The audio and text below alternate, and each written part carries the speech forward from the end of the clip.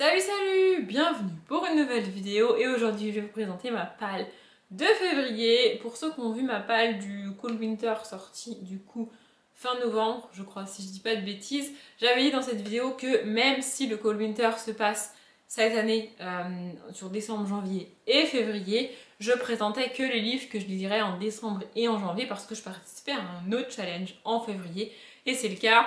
Je pense que je l'ai mis dans le titre, je participe au challenge comme l'année dernière et l'année d'avant, je crois bien. Petit mois, petite lecture créée par Audrey de la chaîne Le Souffle des mots. De nouveau, je ne sais pas si elle va le refaire cette année. À l'heure où je tourne cette vidéo, en tout cas, elle n'a pas posté de vidéo parlant de ce challenge parce que je la filme un peu avant parce que j'avais trop hâte de la filmer. Bref, mais j'avais envie quand même d'y participer. Donc le but, si je dis pas de bêtises, c'est de lire au mois de février des livres qui font moins de 300 pages. Et je crois, si je dis pas de bêtises, que c'est la première année où j'ai assez de livres pour ne lire que ça en février. Je crois que les autres années, j'avais présenté les livres que j'avais et j'avais lu d'autres livres en plus parce que j'avais pas assez de livres de moins de 300 pages pour lire tout le mois en fait. Il fallait que je rajoute d'autres livres. Mais là, j'en ai quand même pas mal et je suis contente. Et j'ai pas triché non plus parce que je crois que les autres années, j'avais inclus les livres qui font genre 301, 310, 320 pages. Et là, c'est pas le cas. En tout cas, de mémoire, c'est pas le cas. Il y en a qui font 295 pages, hein, mais c'est moins de 300 pages. Bref, et comme le Cold Winter dure jusqu'au 28 février, je me suis amusée à mettre ces livres dans les catégories du Cold Winter. Donc c'est pas des livres que j'ai choisis pour qu'ils rentrent, enfin pour correspondre aux catégories du Cold Winter, c'est des livres que j'ai choisis parce qu'ils font moins de 300 pages et que j'ai envie de les lire. Et après, j'ai essayé de les caser dans les catégories du Cold Winter. Donc il y a des fois c'est un peu de la triche et c'est complètement what the fuck. Mais au pire des cas, c'est pas bien grave. Mon but c'est de lire des livres de moins de 300 pages. Bref, cette intro est beaucoup trop longue, on y va, je vous montre les livres. Le premier menu du Cold Winter c'est Magie de Noël et la première catégorie c'est Under de Mistletoe. Donc là c'est tout ce qui est romance de Noël et livres de Noël, donc j'en ai pas mis parce que je peux pas lire un truc de Noël au mois de février, c'est juste pas possible. Donc je suis passée directement à la deuxième catégorie qui est raclette. Donc là c'est famille, amis, secret. Et j'y ai mis Chanson de la ville silencieuse de Olivier Adam qui fait 254 pages. Je regarderai régulièrement là-bas parce qu'il y a mon ordinateur avec toutes les informations que je suis en train de vous dire. Donc les noms des catégories, le nombre de pages, tout ça, tout ça. J'ai mis ce livre dans cette catégorie parce que, alors j'ai pas lu l'intégralité du résumé, mais j'ai lu quelques petites phrases comme ça.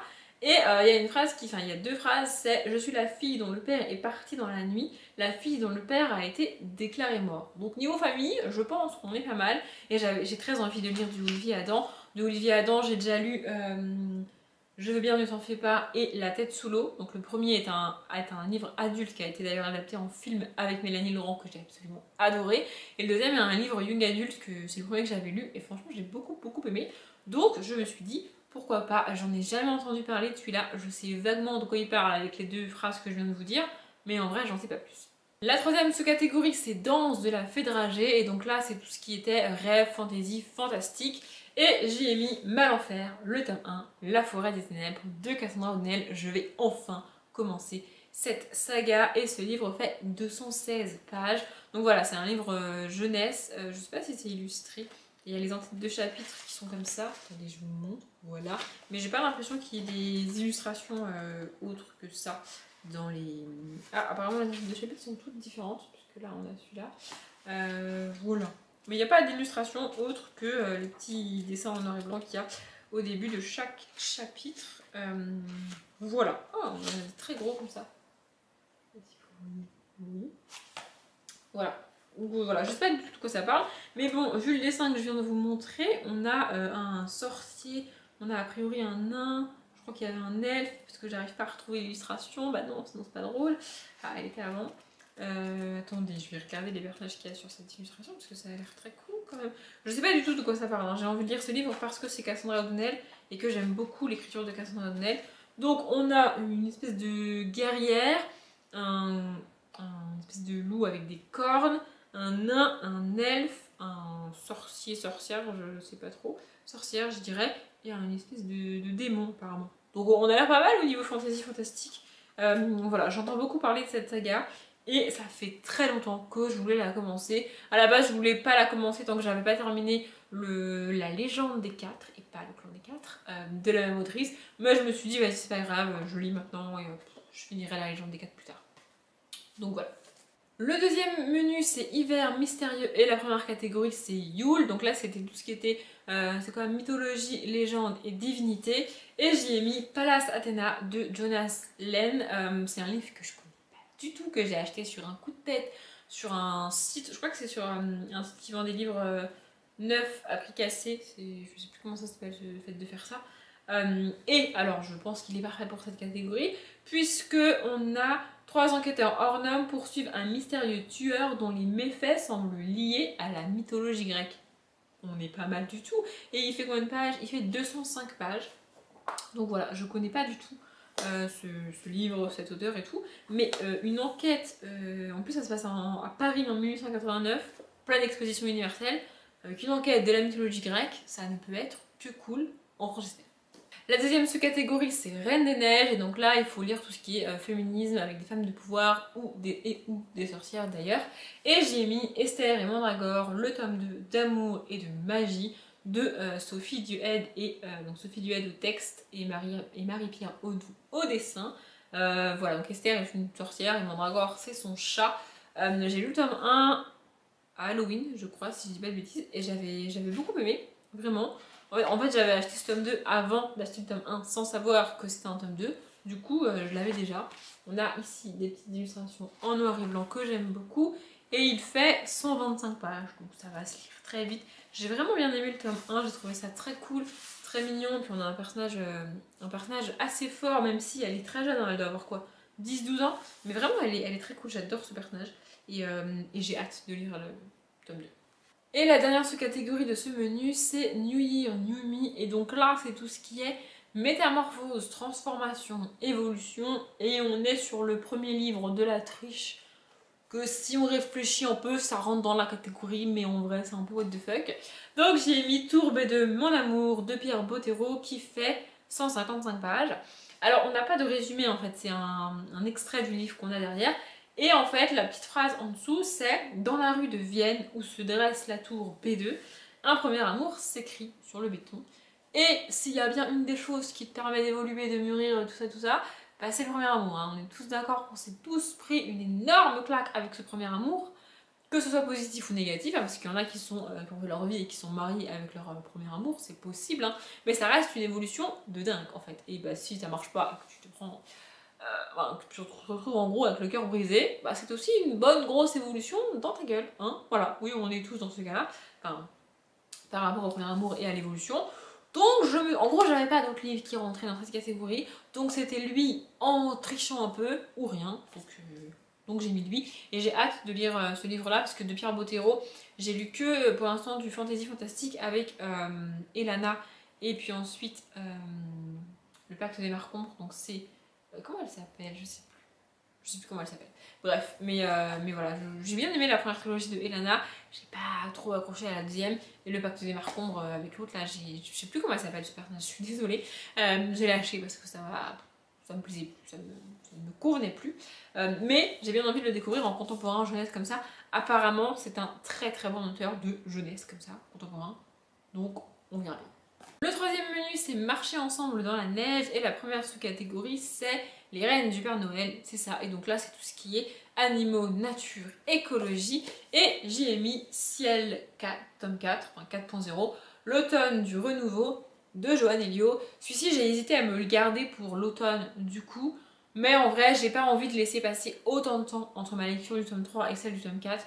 Parce que j'ai lu le tome 3 au mois de novembre, je crois. Donc ça ferait quasiment un an entre les deux tomes et j'ai pas envie de laisser autant de temps entre les deux. Donc tant pis, je vais le lire là, mais on n'est pas du tout en automne et il fait 243 pages. Et je l'ai mis ici parce qu'on est sur une prise de conscience un peu écologique de la part d'une entité informatique, sauf qu'elle s'y prend très très mal pour faire prendre conscience aux hommes qu'il faudrait arrêter de se comporter comme ils se comportent. Voilà, on est dans une dystopie dans laquelle le ciel, donc c'est l'entité informatique, C'est un peu comme Google, mais en mode plus, tu vois, qui gère toute l'informatique et tout ce qui est électronique, tout ce qui est internet, les téléphones, enfin, toutes les machines en fait. Elle gère tout ça. Et elle décide de bugger en fait, elle décide de cracher complètement au début du tome 1. Elle coupe l'électricité, elle coupe les réseaux, elle coupe tout aux hommes et elle les oblige à se comporter d'une certaine manière pour sauver la planète. En fait, c'est ça le but, mais elle s'y prend très mal pour sauver la planète. Donc voilà, elle a un but écologique, c'est juste que elle s'y prend très mal. Hein, voilà. Donc on suit ça. J'ai un peu moins aimé le tome 3 que les autres. J'ai adoré le tome 1, d'ailleurs il est dans mes meilleurs livres de 2020. C'est pas pour rien. Et voilà, j'espère que j'aimerais autant ce tome 4 que j'ai aimé le tome 1. Mais ça me fait peur parce qu'il est très court et j'ai pas l'impression qu'en si peu de pages on va arriver à conclure l'histoire et à avoir toutes les réponses que je veux. Mais bon, je vais le lire et on verra bien. La deuxième sous-catégorie, c'est Aurore boréale, et donc là, c'est tout ce qui est aventure, périple et voyage. Pareil, j'ai un peu triché, mais bon, je pense que ça passe. J'y ai mis Sherlock Lupin et moi, le tome 7, l'énigme du Cobra Royal de Irène Adler, parce que les enfants sont continuellement en train de vagabonder à droite à gauche. On les retrouve jamais dans la même ville. Alors, dans un même terme, ils sont au même endroit en général, encore que ça arrive qu'il y en ait au moins un des trois qui bouge parce qu'il y est obligé et les deux autres qui le suivent. Mais voilà, en gros, ils mènent des enquêtes à chaque fois. Et apparemment, en fait, c'est la dernière phrase qui m'a un peu dit que bah, c'était pas grave si je le mettais là. Parce que la dernière phrase du résumé, c'est les trois acolytes se trouvent alors confrontés à une véritable énigme qui les plongera dans l'histoire des colonies britanniques en Inde. Niveau voyage, même si c'est uniquement, même s'ils restent sur place là où ils sont, on va quand même un petit peu aller en Inde. Donc je me suis dit que ça passait. Et pour ceux qui connaissent pas cette saga, on va rencontrer en fait Sherlock Holmes, Arsène Lupin et Irène Adler quand ils ont 12-13 ans et que eux-mêmes se rencontrent pour la première fois tous les trois parce que dans cet univers-là, Arsène Lupin et Sherlock Holmes sont amis. Et donc du coup là, ils se rencontrent au début du tome 1 et il y a un cadavre je crois qui est retrouvé. Et du haut de leurs 12-13 ans, ils vont mener une enquête et à chaque fois dans chaque tome, ils se retrouvent soit à Londres, soit à Paris, soit dans la campagne française, soit dans la campagne anglaise. Voilà, ça dépend, ils sont rarement au même endroit d'un tome à l'autre. Donc voilà, on les retrouve là, il y a même un tome où ils sont en Suisse, je crois, enfin bref. Donc ils se retrouvent, et inévitablement, à chaque fois qu'ils se retrouvent dans un même endroit tous les trois, il y a un cadavre, une disparition, un truc sur lequel il faut enquêter. Et donc, ils enquêtent, et voilà, on a un petit peu les prémices de l'intelligence et de la capacité de déduction de Sherlock Holmes. Et j'aime bien cette saga, j'aime vraiment beaucoup cette saga. J'avais un gros souci avec le tome 4 de mémoire que j'avais pas du tout aimé. Mais depuis, ça se passe très bien, donc j'ai hâte de lire ce tome-là. Pour la prochaine sous-catégorie, je ne vais même pas essayer de tout retenir et je vais juste lire parce que c'est ultra long. Donc c'est Carol of the Bell. Donc là, il faut lire un roman choral, plusieurs points de vue ou plusieurs personnages qui partagent une expérience commune. Ah, j'ai pas dit, mais le Irène Adler, il fait 251 pages. Voilà, si jamais ça vous intéressait vraiment. Et donc dans cette catégorie des personnages chorales et tout, j'ai mis Carnet de route de Marie Lopez, aka Enjoy Phoenix, je pense que tout le monde le sait. Donc celui-là il fait combien de pages? Il fait 258 pages.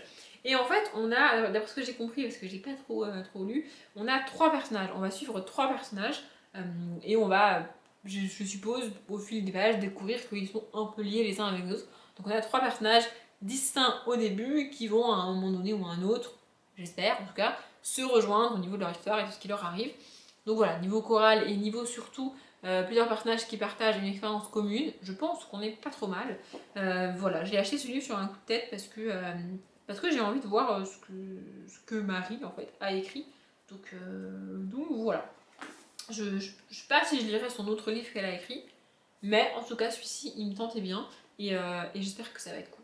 Je crois qu'on en est au quatrième menu, mais je sais plus, je suis plus sûre. Bref, le menu suivant c'est hiver obscur et la première catégorie c'est fantôme des Noëls passés. Et là, j'avais déjà triché au moment où j'ai choisi le livre pour cette catégorie pour ma vraie palle entre guillemets de Goldwinter. D'ailleurs, c'est un livre que j'ai pas lu. Voilà, petit flash info. Enfin, je l'ai dit en vlog et j'en parlerai pas en note d'écriture, donc c'est un livre que je n'ai pas lu. Bref, donc là il faut lire Fantôme, Revenant, Voyage temporel et Jeu avec les époques. Ce sont des livres que je ne lis pas. Cette catégorie rassemble absolument tout ce que je lis pas. Je peux lire des trucs avec des fantômes, mais ça m'arrive rarement et je ne sais pas avant de le commencer que va y avoir des fantômes en fait. Donc voilà, c'est un peu compliqué. Du coup, pour Jeu avec les époques, j'y ai mis Merveilles et légendes de Brocéliande de Xavier Husson. Voilà, j'ai déjà lu Merveilles et légendes du petit peuple. Et en gros, c'est un livre illustré avec, là par exemple, j'ai ouvert à la page de la Dame Blanche. Voilà. Voilà, donc du coup, on va nous présenter des créatures et tout ce qui est mythologie du Brocéliande en fait. Je connais pas du tout, hein. Je suis nulle dans ça parce que c'est pas un truc vers lequel j'y vais. Donc on a les lavandières de la nuit, voilà. En gros, tout ce qu'on va me raconter se passe à une autre époque, voire à une époque qui n'a même pas existé. Mais bref, voilà, c'est le mieux que j'ai. Et là, on a donc Merlin l'Enchanteur. Voilà. Voilà. Du coup, j'aurais pas mieux hein, au niveau du jeu des époques, tout ça, qu'un truc qui se passe il y a 1000 ans, voire plus. Enfin bref, je sais pas c'est quand les gens de Brocéliande, mais voilà. En tout cas, j'ai beaucoup aimé exactement le même livre écrit par une autre autrice sur le petit peuple. Donc j'espère que ça va être cool. Et quoi qu'il arrive, je veux le lire. Celui-là, il fait combien de pages? Il fait 169 pages quand même. Hein. Voilà, j'aurais pas mieux. Et puis si c'est de la triche, et bah c'est de la triche. La deuxième sous-catégorie, c'est frissonner sous un plaid. Et donc là, il faut lire de l'épouvante, du thriller, du policier, enfin bref, un truc qui fait flipper quoi. Et donc j'y ai mis Maître du jeu de Karine Jebel qui fait 125 pages et qui est en plus redivisé en deux parce qu'il y a 2 nouvelles à l'intérieur. C'est un livre que j'avais eu en cadeau. En fait, j'avais commandé plusieurs thrillers de Cédric Cyr et de Jean-Christophe Granger de mémoire sur une boutique ah j'ai perdu le nom, sur un site de vente d'occasion de particulier à particulier, et très gentiment la personne m'a rajouté ce petit livre là avec, c'était très cool. C'est juste que j'ai un peu de mal avec Karine Jebel, j'ai un peu de mal avec les livres qui font moins de 200 pages et moins de 150 pages ici, et j'ai encore plus de mal avec les nouvelles. Donc on est sur un espèce de combo qu'il y a peu de chances que ça me plaise, mais je vais quand même essayer de le lire et puis peut-être que ça me plaira. Voilà, on verra. Dans la catégorie suivante, en vrai, tous les livres y rentrent puisque c'est Nuit du solstice, un livre de moins de 300 pages. Donc là, tous les livres rentrent. Donc j'en ai mis un qui rentrait nulle part ailleurs. J'ai mis Cœur poivré, donc le tome 6,5, Défi au chocolat, parce que j'ai terminé la saga il y a très longtemps et que voilà, il y a quelques demi-tomes comme ça que j'ai pas lu. Je crois que c'est le dernier qui me reste à lire. Il y a aussi Cœur piment, je crois, qui est plus petit, et voilà, mais en gros, c'est l'un des derniers qui me reste. J'aime beaucoup cette saga, d'ailleurs c'est drôle parce que la vidéo la plus vue de ma chaîne, c'est la vidéo dans laquelle je parle du tome 3 que j'ai absolument adoré. Voilà, bref, c'est une petite parenthèse nulle, mais voilà, j'aime bien cette saga. Donc dans chacun des tomes de la saga, il y en a 6, on suit une sœur ou demi-sœur, parce que c'est une famille recomposée, et donc voilà, on suit ses problèmes à elle, et ça permet d'aborder énormément de questions que tu peux te poser entre tes 12-13 ans et tes 15-16 ans, toutes les questions par lesquelles tu passes, toutes les questions existentielles, quand tu te cherches, quand tu te trouves, quand tu te trouves pas, quand tu te demandes si t'es normal, si t'es pas normal, si ça arrive qu'à toi, pas à toi, toutes les questions, vraiment c'est génial. J'adore, en plus l'écriture de Cathy Cassidy est vraiment cool, c'est vraiment génial, ça ne peut qu'aider les jeunes qui lisent cette saga. Donc ça c'est pour chacun des tomes, donc 1, 2, 3, 4, 5, 6. Et après on a des demi-tomes, donc on a un 3,5, un 5,5 et un 6,5. Et dans ces livres-là, on suit en général les petits amis des filles. Et donc voilà, on a leur point de vue aussi, des points de vue masculins, ce qui est cool aussi. Et voilà, j'aime beaucoup cette saga. Ici, on est sur 103 pages. Donc voilà, je l'ai trouvé d'occasion, je crois, si pas de bêtises. Et je me suis dit qu'il était temps de le lire. Et le dernier menu, c'était le menu bonus, le menu facile, au cas où tu complètes pas un des autres menus. Mais moi, je fais toujours toutes les catégories autant que possible. Donc du coup, je le rajoute aussi. Donc ce menu, c'est au chaud devant la cheminée. Et la première sous-catégorie, c'est grands enfants. Donc là, il faut lire un livre jeunesse. Donc j'en ai d'autres qui correspondent à cette catégorie. Mais j'y ai mis La mécanique du diable de Philippe Pullman. Je l'ai eu dans le calendrier de l'Avent Once Upon a Book. Et il fait 116 pages. Il est illustré. Lui, il va se lire hyper vite. J'espère que je vais accrocher. Parce que j'avais essayé la saga de Philippe Pullman, la Croisée des mondes, et j'avais pas du tout, mais alors pas du tout accroché. Donc voilà, j'espère que ce petit livre me plaira plus. Je sais pas de quoi ça parle. Voilà. La mécanique est enclenchée, c'est le début d'une abominable nuit. Donc apparemment ça se passe en une nuit. Je pense que pour Halloween c'était parfait, mais moi je vais lire ça pour la Saint-Valentin. Voilà. La deuxième sous-catégorie de ce dernier menu, c'est vitrine de Noël, et donc là, globalement, moi je le prends comme lire un livre avec des illustrations. Un livre graphique, un livre illustré. Parce que hiver et Noël, moi j'ai pas. Déjà j'ai très peu de BD et de livres graphiques. Donc si en plus il faut que je cherche un livre avec des trucs de Noël ou d'hiver, ça n'existe pas en fait. Donc bref, j'ai mis aussi un livre que j'ai eu dans le calendrier de l'Avent Once Upon a Book et que je trouve magnifique. Donc c'est Le Grand Voyage de Rameau, écrit par Ficile, je pense. C'est dans la collection Métamorphose chez Soleil. Ce livre, enfin, il est hyper lourd, il est très beau, vraiment. Et puis les dessins sont vraiment très cool. Les couleurs choisies, j'adore, je trouve ça trop beau. Je sais pas si vous verrez bien, mais je trouve ça vraiment très beau. Bref, j'adore, j'ai pas encore lu, hein, mais il faut que je le lise. Et il fait quand même 209 pages. Hein. On est sur un truc assez énorme. Je sais pas combien il coûte, 26 €. Voilà. Parce que du coup, je l'ai pas acheté. Et là, on est sur un exaltant récit d'aventure introspectif qui dresse une peinture de l'Angleterre victorienne. Ça a l'air trop cool, c'est très lourd, donc je vais le poser. Et la dernière sous-catégorie, c'est chocolat chaud. Donc là, il faut lire un livre qui te fait kiffer, qui te fait te sentir bien, un livre que tu vas aimer, qui va être cool et fun et tout. Pour ça, j'ai choisi une suite de sagas que j'adore. Donc Harold et les dragons, le tome 4, la quête de la patate congelée. J'adore ces titres. Comment ça s'appelle, Christina Cowell, c'est ça. J'adore cette saga. J'adore Harold, je trouve ça tellement fun, tellement cool, tellement drôle aussi. Vraiment, c'est génial. Et je le dis à chaque fois, mais le style d'illustration de Christina Cowell, j'adore. Alors soit on aime, soit on déteste à mon avis, parce qu'on a des trucs totalement what the fuck comme ça. Et voilà, elle a un style très particulier, un peu brouillon. Enfin, ça fait un peu dessin entre guillemets pas fini, mais j'adore. Parce que oui, c'est elle qui écrit et qui illustre ses livres. Et j'adore cette saga. Je le dis à chaque fois, mais oui, c'est la saga des livres qui a inspiré le film d'animation, le dessin animé Dragon. Et voilà, j'adore cette saga, je trouve ça trop cool. Je sais que je vais passer un bon moment, que ça va être génial, que ça va être parfait. Et j'ai trop hâte. Et comme j'ai peur que tout ça suffise pas et que j'ai espoir de faire un week-end à 1000 sur le mois de février, j'ai rajouté d'autres livres que je lirai si je fais un week-end à 1000 sur le week-end à 1000, et sinon bah je les lirai pas, mais je vais quand même vous les montrer. Donc on a d'abord 4 petites biographies pour enfants qui ont l'air trop cool. Donc on a Je m'appelle Charlie Chaplin de Louis Luque, je suppose, et Karl Arba. Voilà. On a aussi Je m'appelle Toutankhamon de Nouria Castellano et Sébastien Serre. Je suppose que ça se dit comme ça. Voilà. Ensuite, on a Je m'appelle Cléopâtre de Carmen Gil et Teresa Herrero.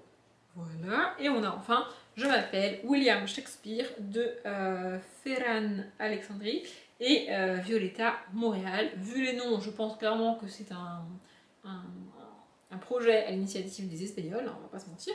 Et il y en a d'autres. Hein. J'ai acheté ces livres-là sur un site, sur le même site que j'avais acheté Palace Athéna, pas le même jour, hein, mais voilà, qui, en fait, ils vendent des livres neufs, après cassés, c'est du déstockage. Ah, j'ai retrouvé le nom entre temps. C'est du déstockage de livres, et je connaissais pas du tout. Donc, il y en a plein, il y en avait d'autres disponibles sur le site. Moi, j'ai pris vraiment les 4 qui m'intéressaient le plus, parce que je suis absolument fan de William Shakespeare. Et attendez, j'y arrive pas, de Charlie Chaplin, et j'adore la mythologie égyptienne. Donc voilà, du coup j'ai pris ces 4 là, mais on a aussi, attendez, je vais vous dire tout ce qu'il y a d'autre dans cette collection. On a aussi Albert Einstein, Alexandre le Grand, Christophe Colomb, Cro-Magnon, John Lennon, Jules Verne, Léonard de Vinci. Celui-là j'aimerais bien le... Celui-là en fait il y était, j'ai hésité à le prendre, mais comme j'ai déjà lu une biographie de Léonard de Vinci, pareil pour Einstein, je me suis dit que autant en prendre d'autres. Nelson Mandela. Voilà, on a aussi ça en biographie et ça a l'air très cool. Et à chaque fois, ça fait une cinquantaine de pages. Attendez, je vais essayer de vous dire ça. Voilà, ça fait 60 pages, à peu près à chaque fois. Donc voilà, et puis on a à la fin une clé, une pièce de frise historique comme ça. Enfin bref, ça a l'air très bien construit, très cool. Pour les enfants, ça doit être génial. Et évidemment, c'est illustré. Bref, du coup, j'aimerais vraiment pouvoir les lire en février en tout cas. Et le dernier que j'ai rajouté, c'est une BD parce que j'aimerais bien lire ce tome 2 prochainement. Donc c'est La boîte à musique, le tome 2, Le secret de Cyprien, toujours de JG et Carbone. Voilà, pareil, je l'ai acheté il y a quand même un petit moment maintenant et j'aimerais bien pouvoir le lire. Mais je ne lis les BD et les livres illustrés que sur Meccan Amélie. Donc voilà. Waouh, les couleurs sont géniales en fait. Attendez, je vais vous montrer, c'est trop beau. Voilà, j'ai beaucoup aimé le tome 1, j'ai hâte de lire ce tome 2. Donc l'objectif, c'est de faire un Meccan Amélie en février pour pouvoir lire tous ces petits livres. Bref, cette vidéo est beaucoup plus longue que prévu, je parle depuis beaucoup trop longtemps, donc je vais m'arrêter là. Si vous participez au challenge, n'hésitez pas à le dire dans les commentaires, à dire ce que vous allez lire, ce que vous conseillez, blablabla, tout ça, enfin dites ce que vous voulez en commentaire. Je l'ai pas dit, mais je mettrai en barre d'infos le lien vers la chaîne de Audrey, donc Le Souffle des mots, et si elle a fait une vidéo présentation ou pas pour cette année, je la mettrai aussi. Je m'arrête là, du coup, j'espère que ça vous a plu. Comme d'habitude, je vous souhaite une bonne journée, un bon après-midi, un bon appétit ou une bonne nuit, et je vous dis à bientôt.